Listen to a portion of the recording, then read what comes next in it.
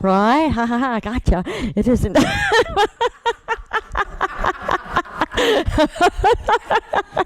So, okay. They're saying, boy, some of those other people, they must have, been connected and didn't come the day about tithing. Father's Day. Yeah, okay. I usually end with a story. I'm going to end with a story, but I'm also going to start with a story because I like, I always think if I get somebody to think differently when they leave this, when they leave this building, if they're thinking differently about one thing, then I've done my job. So I want to start with a story that has a little edge to it and get you to start thinking differently right away. Okay, it's called The Christmas Gift. A friend of mine named Paul received an automobile from his brother as a Christmas present. On Christmas Eve, when Paul came out of his office, a street urchin was walking around the shiny new car admiring it. "Is this your car, mister?" he asked. Paul nodded. "My brother gave it to me for Christmas." The boy was astounded.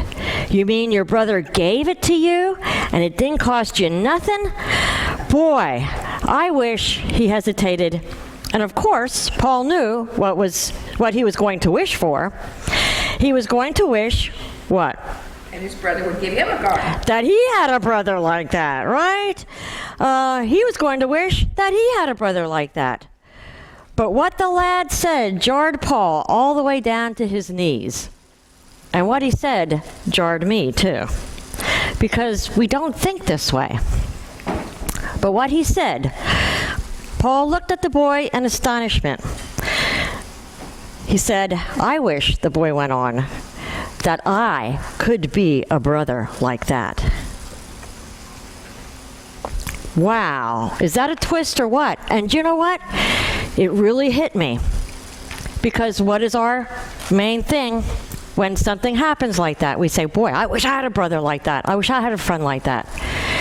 Our first thing is not saying, I wish I could be a brother like that. I wish I could be a friend like that. And that made me, it really, really hit me to hear that. Paul looked at the boy in astonishment. Then impulsively he added, "Would you like to take a ride in my automobile?" "Oh, yes, I'd love that."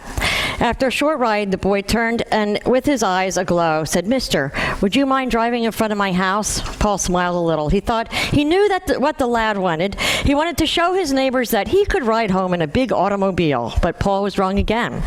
"Will you stop there at those steps?" he asked. He ran up the steps. Then, in a little while, Paul heard him coming back, but he was not coming fast. He was carrying his little crippled brother. He sat him down on the bottom step, then sort of squeezed up against him and pointed to the car. There she is, buddy, just like I told you upstairs. His brother gave it to him for his Christmas, and it didn't cost him a cent. And someday, I'm going to give you one just like that. Then you can see for yourself all the pretty things in the Christmas windows that I've been telling you about. Paul got out and lifted the lad to the front seat of his car. The shingle-eyed older brother climbed in beside him, and the three of them began a memorable holiday ride. That Christmas Eve, Paul learned what Jesus meant when he said, "It is more blessed to give than to receive." That's a cool story. I love that story. And my main theme of my message today is give, and it will be given to you. A good measure, pressed down, shaken together, and running over, will be poured into your lap. For with the measure you use, it will be measured to you. And what do we always think about when we hear that? Money. Giving money. Right? We think about giving money. But, one of the main messages of Jesus and all of his teachings, and not only of Jesus, but all the other masters, what was the main message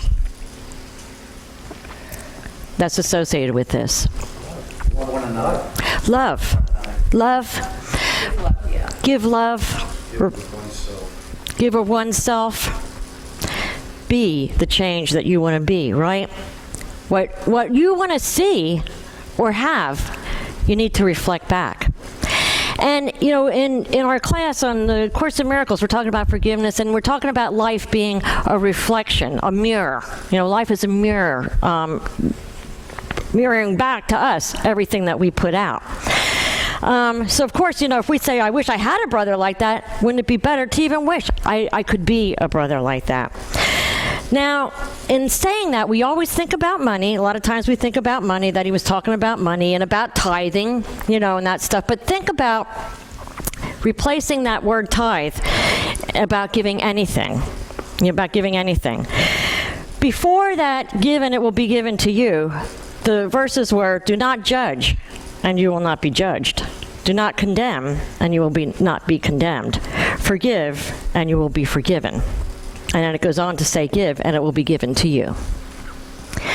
So, in that thought, let's think about those things that we put out there and we give, and what our expectation is as far as what we should be receiving back.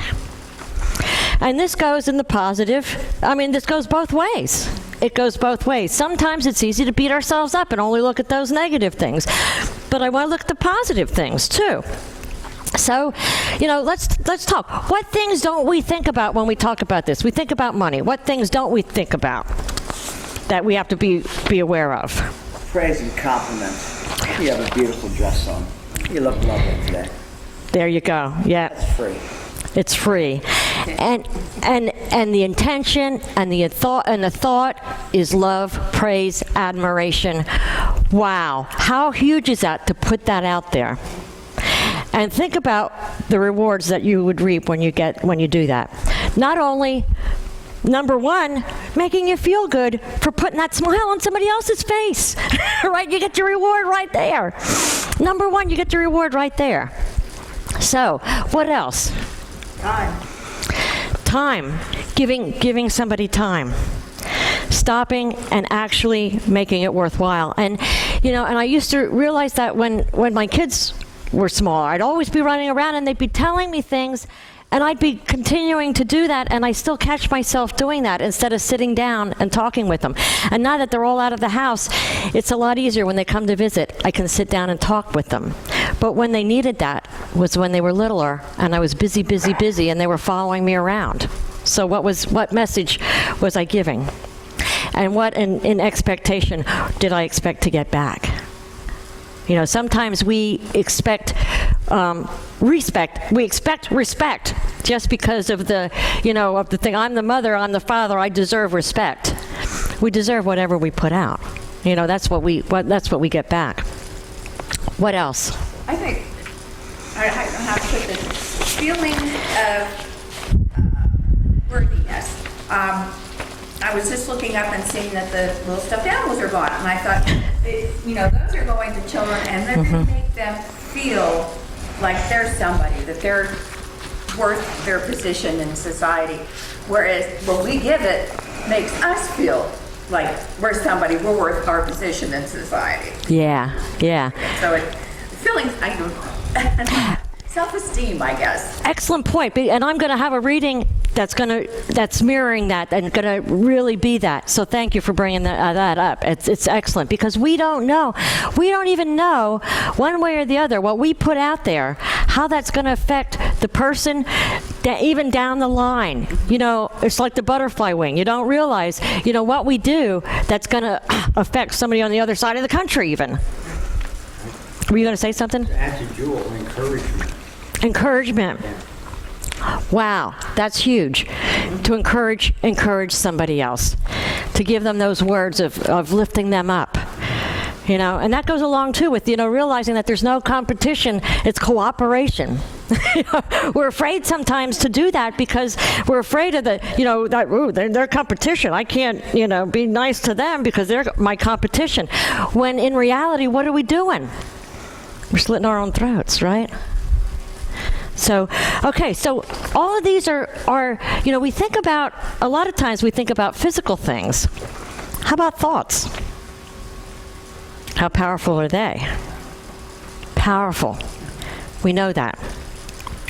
But sometimes we don't really realize it, how powerful they are. Judge not, and you will not be judged. When we judge, even in our thoughts, that's going to be coming back to us at some point. When we have a nice thought about somebody, that'll be coming back to us too. Because you know what? When we have a nice thought about something, what happens? Our heart smiles. We smile, our heart smiles. It's good for our health. Just in that, without expecting return in any other way. Just for the act of doing it. Because we know it's the thing to do. Right? Without any thought of return. Expectations. The expectations that we put on others. I'll do this, you do that. Keep score up. And it's interesting because, you know, we talk about be the change we want to be and how people live up or down to our expectations of them. Right? And isn't that this, what we're saying when we say what we put out is being brought back to us? You know, not in a reward or not anything that we get, but what we see. It comes back to us by what we see. So it's not even a matter of meaning, you know, that we get it back, but we see it because our world is a reflection of our thoughts. So, you know, we expect good from somebody, we're going to see that good. We expect negative, something bad from somebody, that's what we're going to see because we get that back. You know, what measure we put out, we give back. It can come back not necessarily from the other person, but from within yourself. Yeah. You have done something that is contrary to your principle, and you realize it comes back on you that way. The other person may be very forgiving and very, you know, like, well, you know, understanding, but it will come. Good point. Yeah. Yep. Yeah. Yep. Good. Very, very good point. Yep.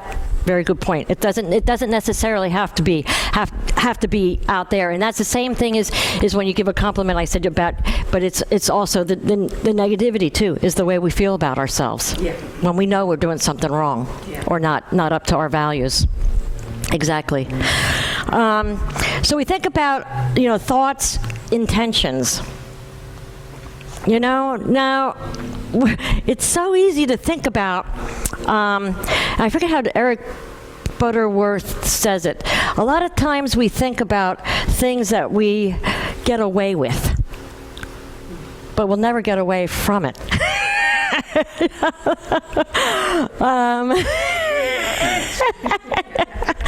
Yeah, you know, like what we do on the outside, and you know, for people to see us give, to people to see us do this or do that. It's, you know, not a matter of what we're doing on when people are looking. You know, what are we doing when people aren't looking? Yes. And Cameras come in. that's it.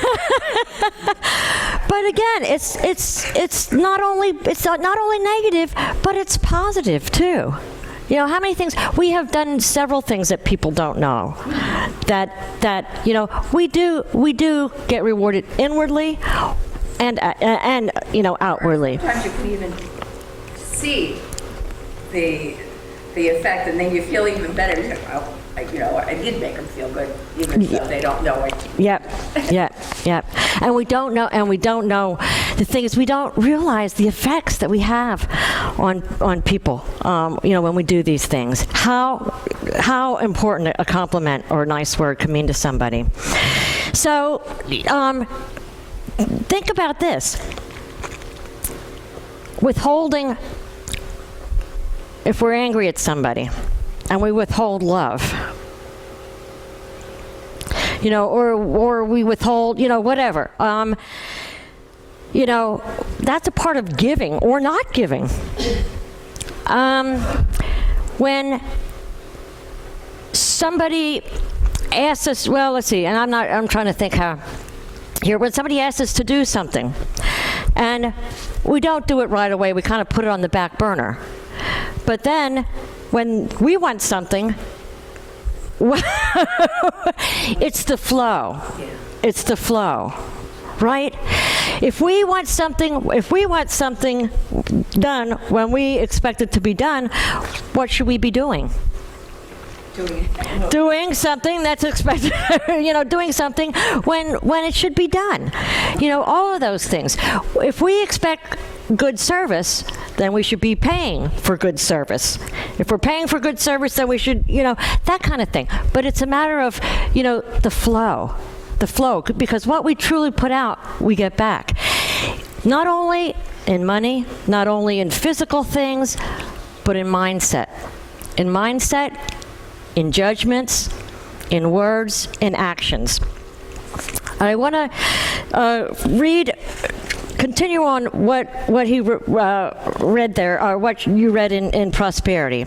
Let us give as God gives, unreservedly and with no thought of return, making no mental demands for recompense or on those who have received from us. A gift with reservations is not a gift. It is a bribe. There is no promise of increase unless we give freely. Let go of the gift entirely. And we recognize the universal scope of the law. Then the gift has a chance to go out and to come back multiplied. There's no telling how far the blessing may travel before it comes back. That's what's awesome. We don't know how many hands it goes to, but it is a beautiful and encouraging fact that the longer it is in returning, the more hands it is passing through, and the more hearts it is blessing. Wow. All those hands and hearts add something to it in substance, and it is increased all the more when it does return.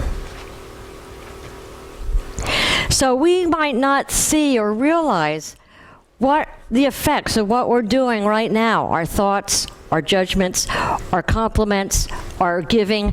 We might not realize the results right now, but what we're doing is going through all those people, gaining power, and then coming back to us. That's an awesome thing when we do something good. Kind of want to hope that, as we're doing that on the negative, it's going through maybe more people and gaining power. So we want to be careful, a little bit more careful maybe. But it says, we must not try to fix the avenues through which our good has to come.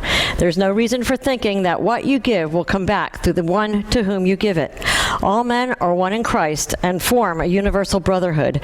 We must put away our personal claims, such as, I give to you, now you give to me. We talked about that. The spiritual-minded man does not make selfish use of the law, but gives because he loves to give.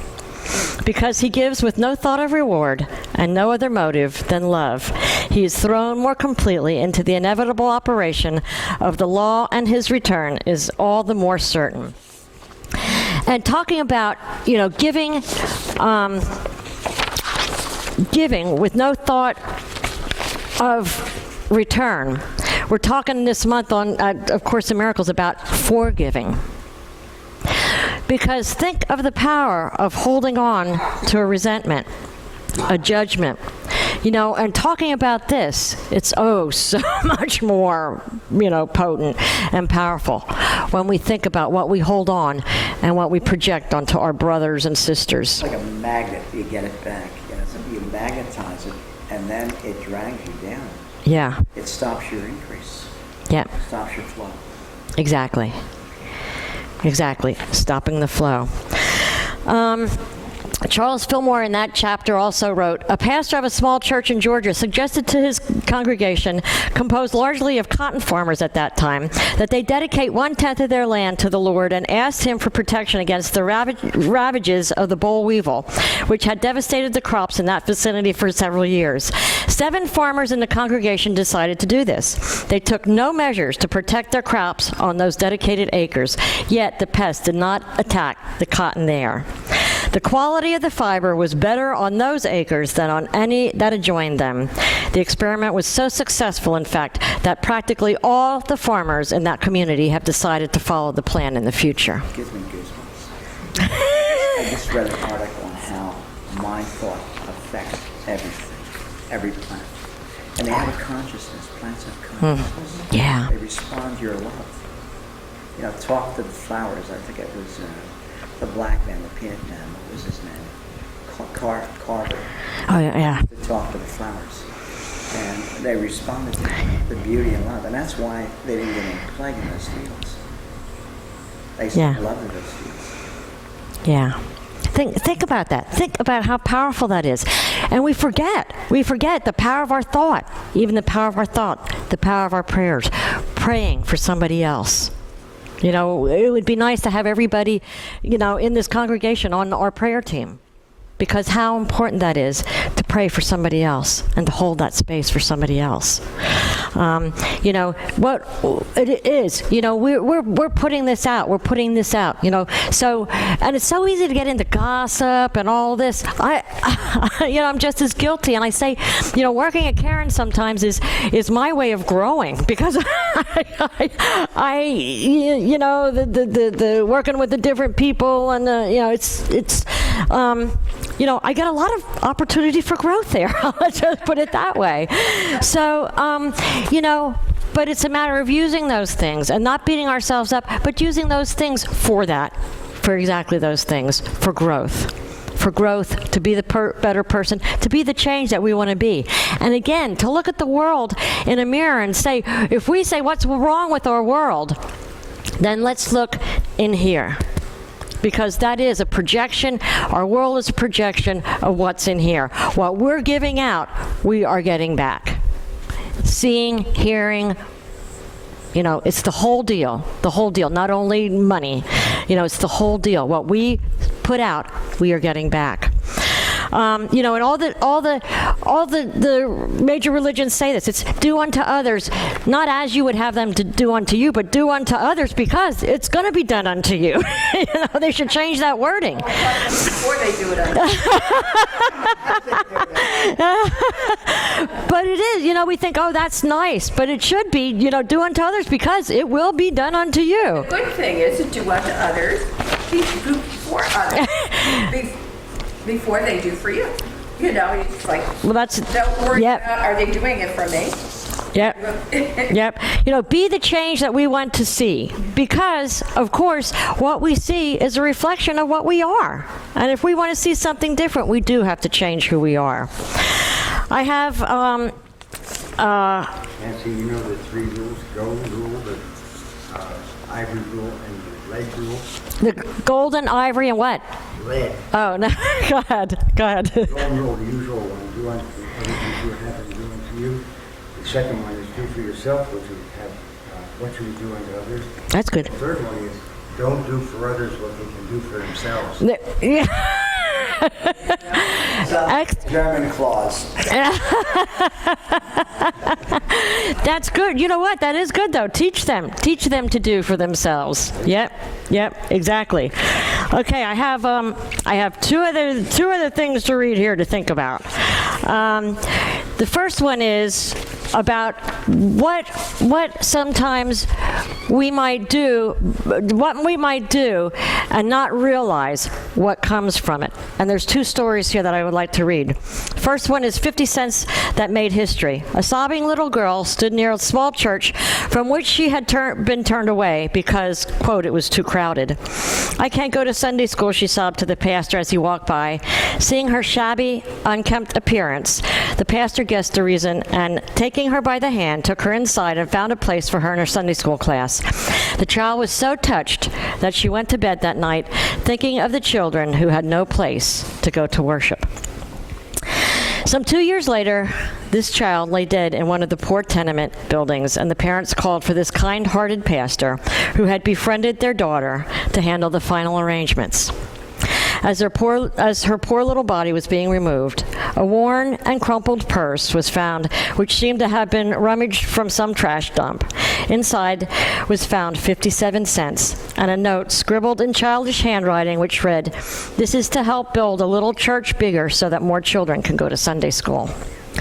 For 2 years, she had saved for this offering of love. When the pastor tearfully read that note, he knew instantly what he would do.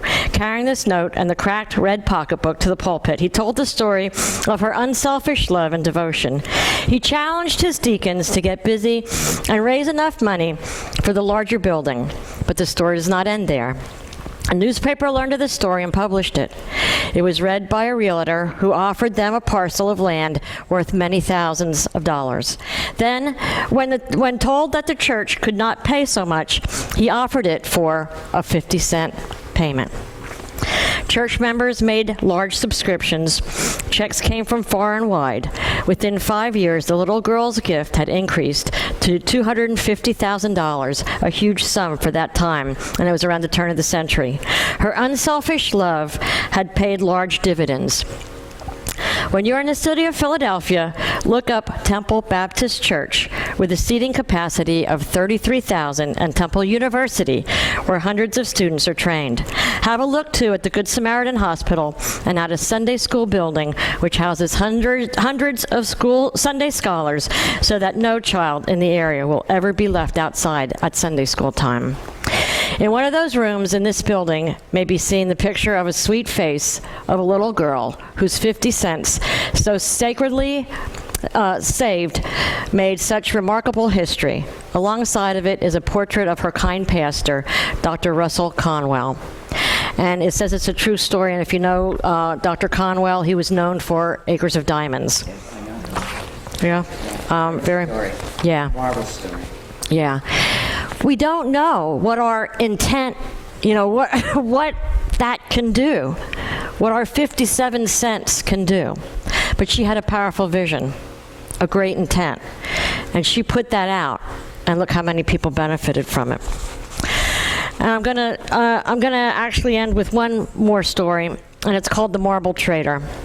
During the waning years of the Depression, in a small southeastern Idaho community, I used to stop by Brother Miller's roadside stand for farm fresh produce as the season made it available. Food and money were still extremely scarce, and bartering was used extensively. One particular day, Brother Martin was bagging some early potatoes for me. I noticed a small boy, delicate of bone and feature, ragged but clean, hungrily appraising a basket of freshly picked green peas.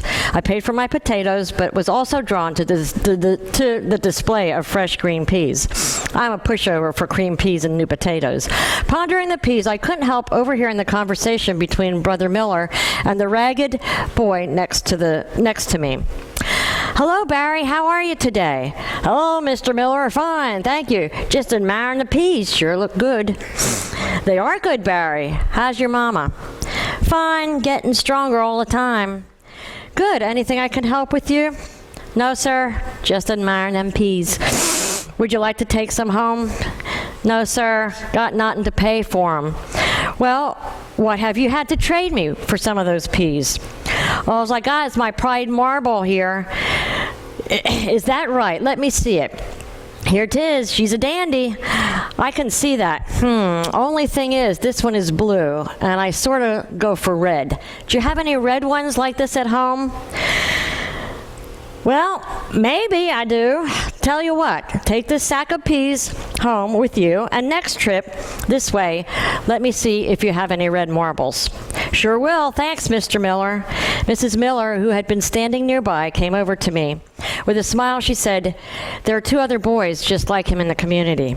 All 3 are in very poor circumstances. Jim just loves to bargain with them for peas, apples, tomatoes, or whatever. When they come back with their red marbles, as they always do, he decides he doesn't like red after all, and he sends them home with a bag of produce for a green marble or an orange one or, whatever other color there is." I left the stand smiling to myself, impressed with this man. A short time later, I moved to Utah, but I never forgot the story of this man and the boys and their bartering. Some years went by, and recently I had an occasion to visit some of my old friends in that Idaho community, and while I was there, I learned that Brother Miller had died. They were having his viewing that evening, and knowing my friends wanted to go, I agreed to accompany them. Upon our arrival at the mortuary, we fell into line to meet the relatives of the deceased and to offer whatever words of comfort we could. Ahead of us in line were 3 young men. One was in an army uniform, and the other 2 wore nice haircuts, dark suits, and white shirts, very professional looking. They approached Mrs. Miller, standing, smiling, and composed by her husband's casket. Each of the young men hugged her, kissed her on the cheek, spoke briefly with her, and moved to the casket. Her misty, light blue eyes followed them as one by one, each man stooped briefly and placed his own warm hand over the cold, pale hand in the casket. Each left the mortuary, awkwardly wiping his eyes. Our turn came to meet Mrs. Miller. I told her who I was, and I mentioned a story she had told me about the marbles. Eyes glistening, she took my hand and led me to the casket. Those 3 young men who just left were the boys I told you about. They just told me how they appreciated the things Jim traded them. Now, at last, when Jim could not change his mind about the color or size, they came to pay their debt. We've never had a great deal of wealth in this world, she confided, but right now, Jim would consider himself the richest man in Idaho. With loving gentleness, she lifted the lifeless finger of her deceased husband. Resting beneath there were 3 magnificently shiny red marbles. We don't know the impact that we make on other people. But as long as we know that, what we put out there is so, so important. And what we give, if we give without a thought of return, it does make a difference. It's not only our thoughts, it's not only our tithing. I should say it's not only our tithing, it's our thoughts, it's our intentions, it's our expectations, it's everything. What we put out comes back to us. We might not know it. We might not know it in this physical, but it will. So, with that, I will end saying,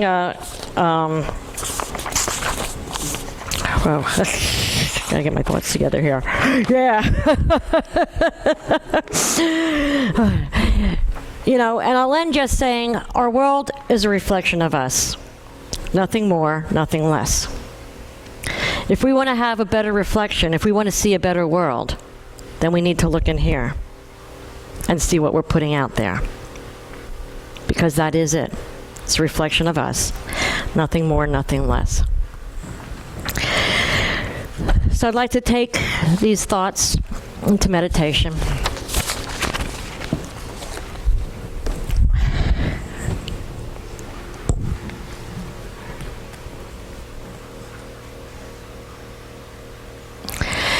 And as we get comfortable in our seats,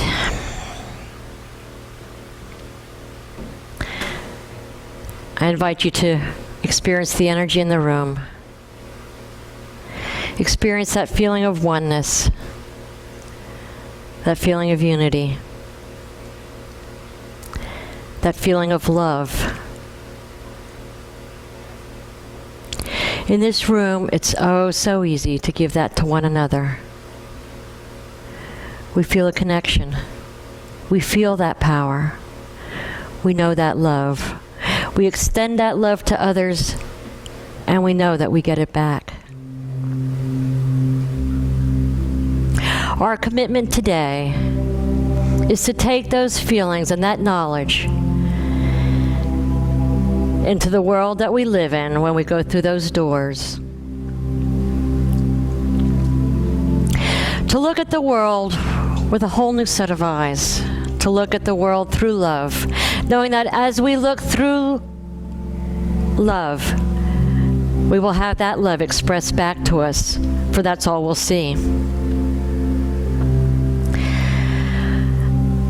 As we make the commitment to be that kind of brother,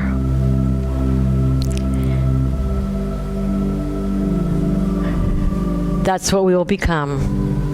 For we will have so many opportunities thrown at us that we can give, and opportunities also that we can receive, for we can't forget to receive also. For the flow is being a joyous giver and a gracious receiver.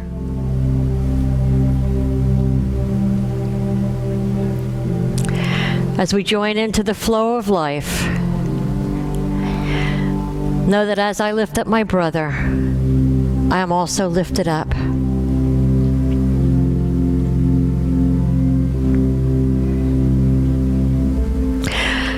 As I love my brother, I'm also loved.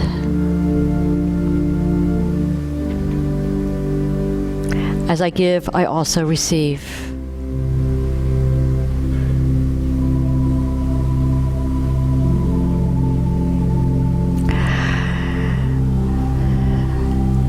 as I hold those thoughts deep into my heart,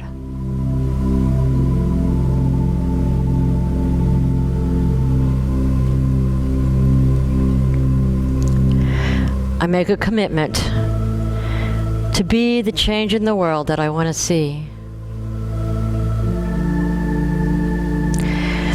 To know that if there's anything that the world is reflecting back to me that I don't like, all I need to do is to change what's within.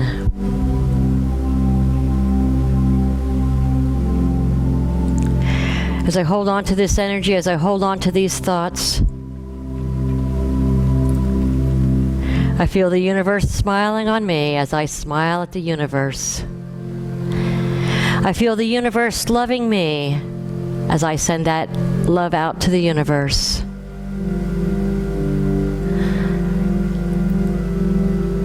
I graciously receive what the universe gives to me as I joyously give from my heart.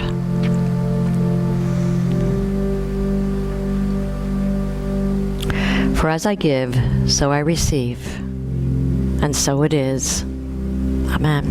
So it is. As you're ready, you can come back into this room. The spirit of joy, of love, of sharing.